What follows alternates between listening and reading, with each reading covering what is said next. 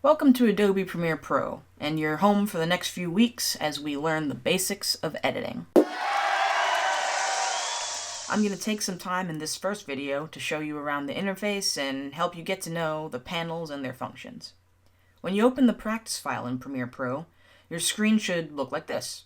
You'll see several panels arranged in a workspace. By default, Premiere Pro will open to the editing workspace, but you can toggle through other preset workspaces here as well. Each of these workspaces is designed to help you with a specific editing task, but for this course we'll just be making our own workspace, customized with just the panels that we'll need to learn the basics of editing. But before we get into that, let's learn what all the panels and their functions are so we'll know exactly what we need to include in our workspace. Let's start by looking at the editing workspace. Before we start our tour, I'd like to give you a simple little analogy to help you understand each of the panels and how they work together to help you edit.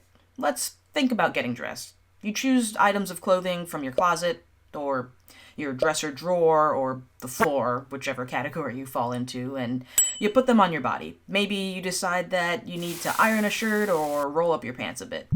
Then you have an outfit on and you take a look in the mirror. So, in this analogy, we'd start in the closet, choosing items of clothing. And in Premiere, you'd start in the project panel because it's home to all of your media for your project. Video clips, audio clips, music, etc. You'd pick a shirt, or, a video clip or audio clip, and take a look at it. To view it, you'd use the source monitor. Here's where you can preview what's selected in your project panel. Double-click on a clip in the project panel to load it into your source monitor. Then, press the spacebar to wear or watch the clip. If you decide it's something you want to wear or keep, then put it in the timeline. You can drag clips from the source monitor directly into the timeline panel. Think of the timeline as your body that you're dressing. This is where you'll compile clips and build your video sequence. The timeline panel is where you'll see your sequence and where you'll do most of the actual editing, like arranging clips, trimming, cutting, and adding sounds. But you have a few more panels that will help you make modifications to your clothing and complete your outfit. The Tools panel is home to many tools that you can select and use in the timeline panel. These tools will allow you to edit the clips in your sequence. We'll learn more about how to use these tools later on in the course, but for now you just need to know where to locate them. You can also use the Effects Control tab within your Source Monitor panel to adjust different aspects of your clips in your sequence, like position and scale. By double-clicking on the clip in the sequence, you can use the effects controls to manipulate it. But even if you can see all of your clips and edits in your sequence within the timeline, how do you know what your video is actually going to look like? Well, you look in the mirror. I'm looking at the clips in the mirror.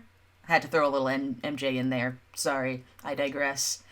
Okay, so think of the program monitor as the mirror you use to see the outfit you have on. When you press the spacebar to see your sequence in the timeline panel, you'll see your video playing in the program monitor. Aww.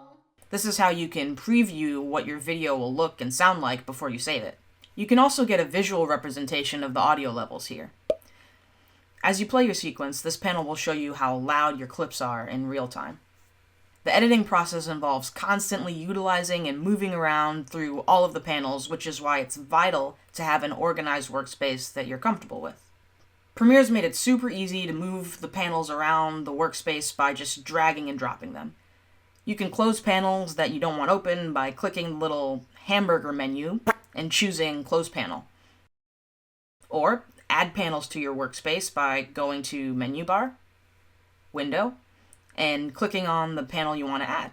And if you like the changes you've made, you can save them by going to the Menu Bar, Window, Workspaces, and either saving the changes or saving as a new workspace. Or if you don't like the changes and you want to go back to the default, you can go to the Menu Bar, Window, Workspaces, Reset to Saved Layout. So far, we've worked in a Premiere Pro project that's already existed. So, how do we create a new project in Premiere Pro? Go to the Menu Bar, File, New, Project, to open the New Project window. Here you can name your project and tell Premiere Pro where to save it on your computer. When choosing a location to save your project on your computer, you want to make sure that the location has plenty of available space. But where you save your project will be more important when it comes to scratch disks.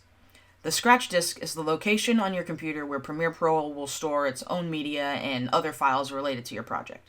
The most relevant of these files are the autosaved projects that you'll need in case something unspeakable happens to your project file, and the video and audio preview files. These files help Premiere Pro play back your video from the sequence smoothly. It's a good idea to make sure your scratch disks are set to same as project so you'll know exactly where to find them in case of an editing emergency.